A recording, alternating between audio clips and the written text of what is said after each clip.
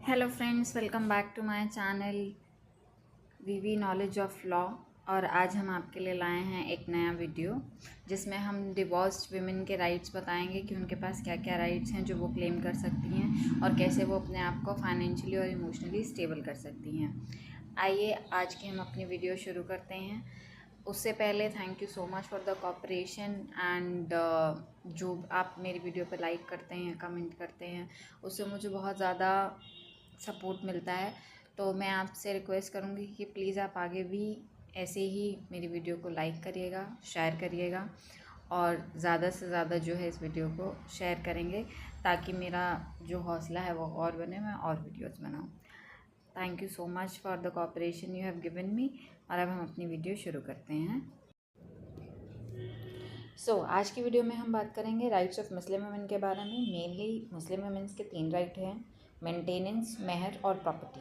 इसके अलावा भी कुछ राइट्स हैं जो हम आज की वीडियो में डिस्कस करेंगे, लेकिन उससे पहले हम डिस्कस करेंगे कुछ मिथ्स जो सोसाइटी में प्रिवेल करते हैं जिससे कि हमें लॉ की एग्जैक्ट पोजीशन पता नहीं चल पाती। पहला मिथ जो हम डील करने वाले हैं वो ये है कि मुस्लिम वुमेन को सिर्फ और सिर्फ इद्दत की मेंटेनेंस मिलती है, इद्दत के बाद उनको मेंटेनेंस नहीं मिलती है, जबकि ऐसा बिल्कुल नहीं है। आगे आज हम डिस्कस करेंगे कि किस सेक्शन के अंदर और किस एक्ट के अंदर मुस्लिम वुमेन जो है वो मेंटेनेंस क्लेम कर सकती है।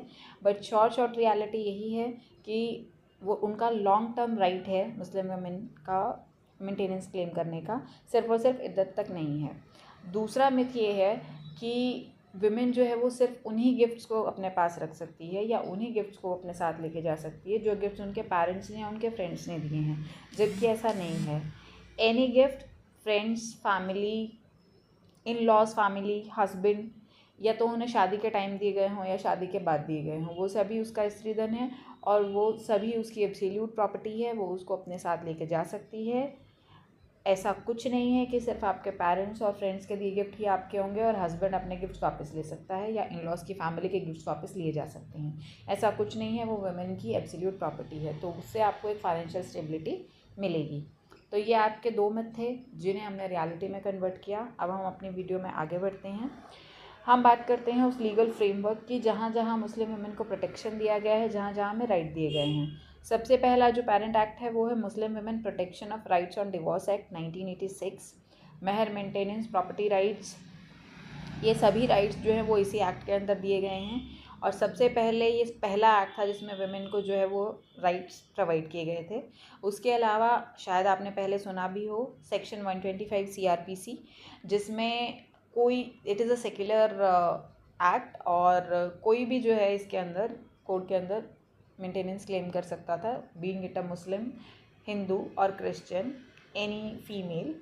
बट अभी जो है BNSS ने CRPC को रिप्लेस कर दिया है, तो section 125 CRPC is now section 144 BNSS। Same section है, सेम वुमेन जो है जैसे 125 CRPC में मेंटेनेंस क्लेम कर सकती थी, ऐसे ही 144 में भी वो मेंटेनेंस क्लेम कर सकती है। अदर देन दैट, अगर आपके साथ क्वालिटी, हरासमेंट या डाउरी जैसे कुछ इश्यूज़ हुए हैं तो आप भारतीय न्याय संहिता 2023 में भी जा सकते हैं। अगर आपके साथ वायलेंस हुआ है, डोमेस्टिक वायलेंस, उस केस में आप protection of women from domestic violence act 2005 के अंदर भी एप्लीकेशन लगा सकते हैं, जिसमें आपको right of residence, monetary relief और प्रोटेक्शन ऑर्डर, तीनों तरीके की रिलीफ्स मिल जाएंगी।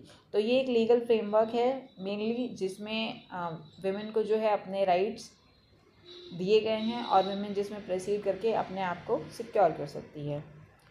नेक्स्ट है,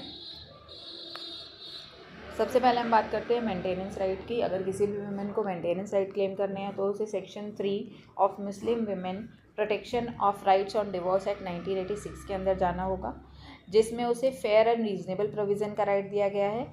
फेयर एंड रीजनेबल प्रोविज़न का मतलब ये नहीं है कि उसे सिर्फ और सिर्फ इद्दत के टाइम के लिए ही दिया जाएगा। इद्दत के टाइम के ड्यूरिंग ही एक फेयर प्रोविज़न बनाया जाए जिससे कि उसे फ्यूचर में भी अपने आप को मेंटेन करने में आसानी हो। सुप्रीम कोर्ट ने फेयर एंड रीजनेबल प्रोविज़न को इसी तरीके से इंटरप्रेट किया गया है। ये सिर्फ इद्दत तक लिमिटेड नहीं है, इसमें आपको एक लमसम अमाउंट भी दिया जा सकता है या मंथली भी आपको अमाउंट दिया जा सकता है। इसको फर्दर हम एक्सप्लेन करेंगे। 2 जो हमारे लैंडमार्क केसेस हैं जिसमें जो है इस मेंटेनेंस से रिलेटेड बात की गई है, सबसे पहले जो हमारा लैंडमार्क केस है वो है शाहबानो बेगम का, Mohammad Ahmad Khan versus Shah Bano Begum. This was the landmark judgment. इसके बाद ही जो है ये एक्ट आया था जिसमें वुमेन को राइट्स दिए गए थे। और इसी पर्टिकुलर केस में सबसे पहले ये डिसाइड किया गया था कि मुस्लिम वुमेन जो है वो सेक्शन 125 ऑफ CRPC के अंदर भी मेंटेनेंस क्लेम कर सकती है। सेक्शन 125 CRPC एक सेकुलर प्रोविज़न है। मेंटेनेंस सिर्फ और सिर्फ इद्दत तक लिमिटेड नहीं है, उसके बाद भी वुमेन को मेंटेन करना पड़ेगा, वुमेन का मेंटेनेंस का राइट है। This is landmark judgment, the most landmark judgment ever existed. उसके बाद नेक्स्ट हमारा जो केस है वो हम डिस्कस करेंगे Daniel Latifi versus union of India. ये 2001 का केस है। इसमें जो है सुप्रीम कोर्ट ने ये एक्सप्लेन किया था कि फेयर एंड रीजनेबल प्रोविज़न जो है उसका मतलब है कि उसमें फ्यूचर फाइनेंशियल प्रोविज़न भी इंक्लूडेड है। रिस्पॉन्सिबिलिटी सिर्फ इद्दत तक नहीं है। एक्चुअली इसमें क्वेश्चन ये था कि सेक्शन 3(1)(a) जो है जो फेयर प्रोविज़न की बात करता है, इसका मतलब कि सिर्फ इद्दत तक मेंटेनेंस देनी है और उसके बाद वुमेन का राइट जो है वो इद्दत के बाद कटेल हो जाएगा, ख़त्म हो जाता है। लेकिन नहीं, इसमें सुप्रीम कोर्ट ने रिकनसाइल किया था कि जो 1986 का एक्ट है वो कॉन्स्टिट्यूशनल और रिलीजियस प्रिंसिपल्स पे बेस्ड है और रीजनेबल एंड फेयर प्रोविज़न जो मेंटेनेंस का है उसे आप लमसम सेटलमेंट में भी कंसिडर कर सकते हैं, जिससे कि वुमेन की फ्यूचर नीड्स को भी कवर किया जा सके, सिर्फ और सिर्फ इद्दत पीरियड की नहीं। तो इट इज़ नॉट सो कि उसकी जो है वो लिटरल कंस्ट्रक्शन ना पढ़ी जाए, लिबरली उसको for the welfare of women जो है कंस्ट्रू किया जाए, ये सुप्रीम कोर्ट का कहना था। नेक्स्ट हम आते हैं नेक्स्ट राइट पे। नेक्स्ट राइट है मेहर का, डावर का राइट। आपका मेहर का डावर का राइट जो है वो एकदम एब्सोल्यूट है, आपका हक है। ये एक लीगल डेट है जो आपके हस्बैंड पे क्रिएट किया गया है। इसका मतलब ये बिल्कुल नहीं है कि आपको उनसे ये मांगना पड़ेगा और वो मना कर सकते हैं, सब बिल्कुल नहीं है। एब्सोल्यूट आपका लीगल राइट है, आप कोर्ट में जाकर के क्लेम कर सकते हैं और डिवोर्स के टाइम पे ये आपको फुल्ली पे किया जाना चाहिए। अगर नहीं किया जाता है तो आप कोर्ट में प्रोसीड कर सकते हैं, कोर्ट आपको आपका मेहर दिलवाएगा। नेक्स्ट राइट है प्रॉपर्टी एंड गिफ्ट्स का। सारे के सारे गिफ्ट्स ये दिया गया है सेक्शन 3(1)(d) के अंदर। सारे गिफ्ट्स जो वाइफ को बिलोंग करते हैं वो सब के सब जो है वो वाइफ को दिए जाएंगे। वाइफ अपने साथ लेके आ सकती है, being it a property, being it any ornament, being in anything. जो भी गिफ्ट्स उसको मैरिज के टाइम पे दिए गए हैं, मैरिज के बाद दिए गए हैं, मैरिज के ड्यूरिंग दिए गए हैं, वो सभी गिफ्ट्स उसके हैं, चाहे उसे पेरेंट्स ने दिए हों, इन लॉज ने दिए हों, हस्बैंड ने दिए हों, फ्रेंड्स ने दिए हों या किसी ने भी दिए हों, रिलेटिव ने दिए हों। इवन जो गिफ्ट्स हस्बैंड को दिए गए थे by the family of the female, that can also be return by the direction of the court. इसीलिए वो भी जो हैं वो वुमेन वापस ले सकती है, इतना राइट आपको दिया गया है। नेक्स्ट राइट है चाइल्ड का राइट। ऑफिन जो माइनर चाइल्ड होते हैं, छोटे बच्चे होते हैं, उनकी कस्टडी जो है मदर को ही दी जाती है। अगर मदर को चाइल्ड के लिए मेंटेनेंस नहीं दी जाएगी तो उसके लिए बच्चे को पालना बहुत मुश्किल हो जाता है। इसीलिए सेक्शन 3(1)(b) 1986 एक्ट का जो है वो एक प्रोविज़न प्रोवाइड करता है जिसमें 2 साल तक फादर को जो है वो मेंटेनेंस देनी ही देनी होगी चिल्ड्रन को।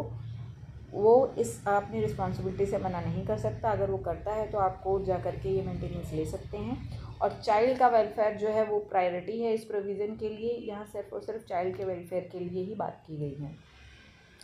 नेक्स्ट है सेक्शन 4। क्योंकि 1986 एक्ट जो है वो सिर्फ और सिर्फ इद्दत के मेंटेनेंस की बात करता है, which is expanded by Supreme Court in its judgment. There is also another provision कि अगर इद्दत के बाद जो है अगर वुमेन अपने आप को मेंटेन नहीं कर पाती तो वो रिस्पॉन्सिबिलिटी किस पे शिफ्ट होगी, तो वो रिस्पॉन्सिबिलिटी उस रिलेटिव पे शिफ्ट होगी जो अगर उसकी मृत्यु हो जाती है, अगर उसकी डेथ हो जाती है तो उसके बाद जो भी उसकी प्रॉपर्टी को इनहेरिट करने वाला है उस रिलेटिव की रिस्पॉन्सिबिलिटी है कि उस वुमेन को वो मेंटेन करे। अगर वो उस वुमेन को मेंटेन नहीं करता है या ऐसा कोई रिलेटिव नहीं है तो उस केस में ये पर्टिकुलर जो रिस्पॉन्सिबिलिटी है ये स्टेट वक्फ बोर्ड पे जाती है। वुमेन चाहे तो वक्फ बोर्ड पे जो है वो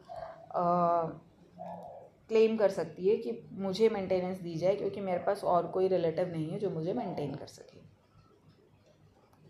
उसके बाद आती हैं अदर प्रोविजंस, जैसे कि protection of women from domestic violence. अगर आपके साथ डोमेस्टिक वायलेंस हुआ है डिवोर्स से पहले, when you were living with the husband और इन लॉज फैमिली, उस केस में आप सेक्शन 18 प्रोटेक्शन ऑर्डर में जा सकते हैं। प्रोटेक्शन ऑर्डर के लिए रेजिडेंस राइट के लिए आप सेक्शन 19 में जा सकते हैं, और आप मॉनेटरी रिलीफ के लिए सेक्शन 20 में जा सकते हैं। डोमेस्टिक वायलेंस एक्ट जो है वो every religious women of any religion को जो है कवर करता है और प्रोटेक्ट करता है।